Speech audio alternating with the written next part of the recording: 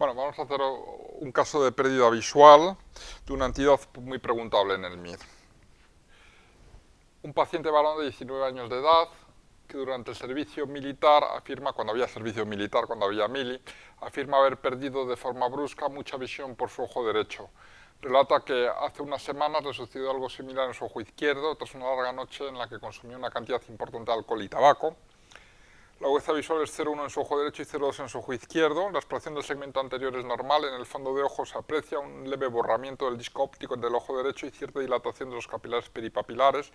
Con respecto al manejo de este paciente, señale lo correcto. Este es el fondo de ojo. El ojo izquierdo tiene un aspecto más o menos normal, ¿de acuerdo? El ojo izquierdo tiene un aspecto más o menos normal, pero en el ojo derecho hay cierto borramiento de la capa de fibras nerviosas peripapilar. Presenta un edema de papila leve.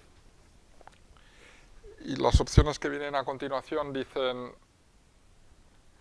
1.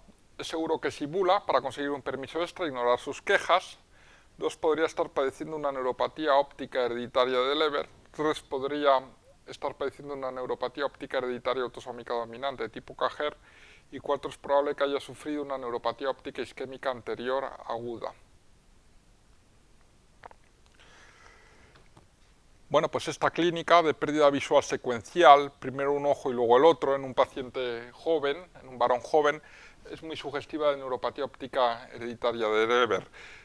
También la presencia de un edema de papila leve, sutil, en uno de los ojos apoya este diagnóstico, así que la respuesta correcta es la número 2, y seguimos leyendo este caso clínico, que dice así: la confirmación diagnóstica en el caso anterior se realiza por 1. Un campo visual, 2. Con una tomografía de coherencia óptica, 3. Con una prueba genética o 4. Con una resonancia magnética.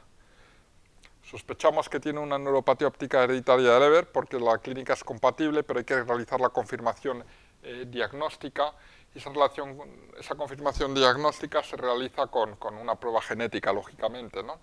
Y en concreto, y aquí viene la pregunta número 3, en la cual se nos dice que elijamos qué prueba genética hay que solicitar, ¿no?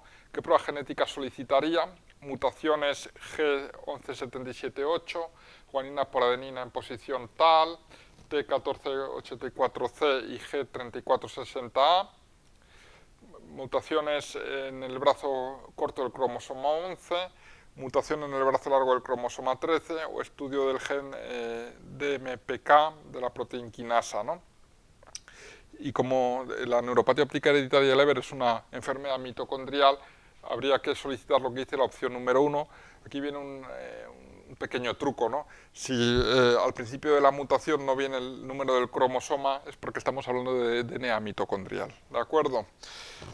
Aunque hay muchísimas mutaciones descritas en la neuropatía óptica de Leber, mutaciones que afectan a distintos puntos de la cadena respiratoria de la mitocondria. Las 3 más frecuentes, que se denominan mutaciones primarias, son las que aparecen recogidas en la opción número 1, ¿de acuerdo? Y en concreto la más frecuente de todas ellas y la más severa es esta, la 1177.8, ¿no? Que se llama también mutación de Wallace y fue la primera que se describió. Luego pediríamos lo que dice la opción número 1. Vamos a hablar un poquito de la neuropatía óptica hereditaria de Leber, que es una enfermedad que se considera enfermedad prototipo de enfermedad mitocondrial, ¿no? Es la enfermedad mitocondrial probablemente más estudiada y la primera que se escribió, aunque tiene una herencia un poquito peculiar, ¿no? Porque la mayor parte de las enfermedades mitocondriales, la mujer transmite la enfermedad a todos sus hijos, sean varones o mujeres. Sin embargo, en la neuropatía óptica de Leber la herencia es un poco distinta, porque los varones se afectan, y en tanto que las mujeres es raro que se afecten, ¿no? La razón por la cual las mujeres en la mayor parte de los pedigrís se afectan poco se desconoce, pero se cree que debe haber alguna razón hormonal, alguna razón endocrina detrás de este hecho, ¿de acuerdo? La edad típica de comienzo son los 15, 20, 30 años, afecta sobre todo, como les decía, a varones jóvenes, y produce una pérdida de visión secuencial. Característicamente, primero se afecta a un ojo y semanas después se afecta al ojo contralateral. Desde el punto de vista diagnóstico, lo característico es que en la neuropatía óptica de Leber nos encontremos con escotomas centrales, con defectos que afectan a la porción central del campo visual, al contrario que otras neuropatías ópticas, ¿no? Que producen defectos altitudinales. Aquí lo típico es encontrar un defecto que afecta a la región central del campo visual, un defecto pues, como los defectos que produce la degeneración macular asociada a la edad. En el fondo de ojo, durante la fase aguda, vemos una papila un poco borrada, pero poco borrada, es un edema de papila muy sutil y muchas veces difícil de reconocer. Y desde el punto de vista fisiopatológico, como os contaré ahora, no se sabe muy bien cuál es la causa de ese edema de papila. Se cree que el desencadenante de esta enfermedad es un aumento de determinadas sustancias oxidantes, pueden desencadenar la enfermedad. Y por eso en este caso clínico hemos puesto que la pérdida visual sobrevino después de una noche de juerga en la que había consumido mucho alcohol y tabaco, y por eso a estos pacientes les recomendamos que no fumen y que no beben. Hay un tratamiento que es la idebenona, que es una especie de vitamina que actúa a nivel de la cadena respiratoria, cuya eficacia es un poco controvertida y es difícil valorar si los fármacos para tratar esta enfermedad son o no eficaces, porque dentro de sus rarezas, la neuropatía óptica de Leber presenta en algunos casos, sin que se sepa muy bien, mejorías espontáneas, y por eso es muy difícil hacer ensayos clínicos, pero en principio no hay un tratamiento que haya demostrado desde el punto de vista de la evidencia científica ser eficaz de un modo sólido e incontrovertido. Y seguimos leyendo. Este sería el aspecto típico del fondo de ojo de un paciente con neuropatía óptica de Leber. Veis que hay un borramiento de la papila, pero es un borramiento muy sutil, muy difícil de apreciar, y por eso pues, muchas veces se produce mucho retardo diagnóstico en estos pacientes, ¿no? Muchas veces no diagnosticamos al paciente hasta que se ha afectado el ojo contralateral, hasta que el paciente tiene esa historia de pérdida secuencial. ¿Por qué se produce el edema de papila? Pues no se sabe muy bien, no es un edema de papila inflamatorio ni tampoco isquémico. Se cree que lo que puede haber en el borde del nervio óptico son mitocondrias, un acúmulo de mitocondrias, ¿no? Quiero decir que al fallar la fosforilación oxidativa, que es lo que genera el oxígeno que necesitan los axones, y pensar que la retina es el tejido del organismo que tiene un mayor consumo de oxígeno por gramo de peso, pues se produce una hiperplasia de las mitocondrias y probablemente lo que haya a nivel del borde de la papila sea un acúmulo de mitocondrias en esos axones que están intentando compensar el déficit de la fosforilación oxidativa, pero no se sabe muy bien. En cualquier caso, como os decía, es un edema de papila muy sutil, muy difícil de reconocer. Y seguimos con el caso clínico que dice así: se solicitó la prueba genética que fue positiva y 15 años después viene el paciente a consulta para solicitar consejo genético. ¿Cuál de los quiere tener hijos y quiere saber si los hijos van a estar o no afectos? ¿Cuál de las siguientes opciones ajusta mejor a la información que debe transmitirle? 1, el 100% de sus hijos padecerán la enfermedad. 2, se calcula que la mitad de sus hijos o hijas padecerán la enfermedad.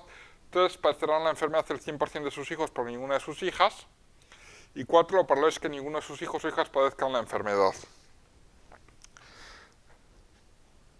Como hemos dicho hace un rato, es una enfermedad mitocondrial, y en las enfermedades mitocondriales es la madre la que transmite la enfermedad a sus hijos, no el padre, ¿de acuerdo?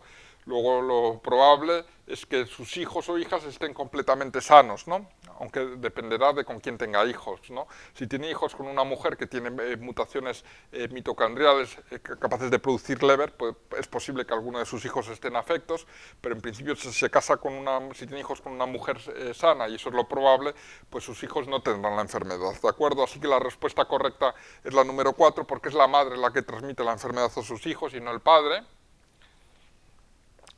Y la pregunta número 5 dice así: el paciente pide un informe para discapacidad, ese informe debe incluir un campo visual actualizado, se realiza un campo visual, y ¿cuál de los siguientes es más probable que presente este paciente? ¿Cuál de los campos visuales que nos presentan aquí es compatible con una neuropatía óptica de Leber? Os dejo un momentito para que lo penséis.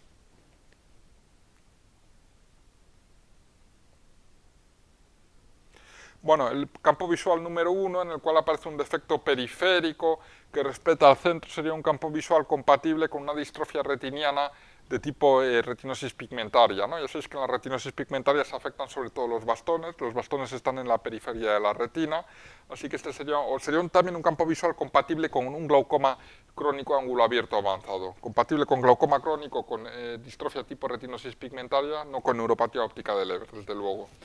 El siguiente campo visual que aparece, el número 2, muestra un respeto claro del meridiano horizontal. El respeto del meridiano horizontal es típico de las neuropatías ópticas. Esto es así porque dentro de la capa de fibras nerviosas, las fibras de la capa 9 de la capa de fibras nerviosas se separan al llegar al meridiano horizontal, ¿no? Y esto sería un defecto en el campo visual pues característico de una noya, por ejemplo, de una neuropatía óptica en general, ¿de acuerdo?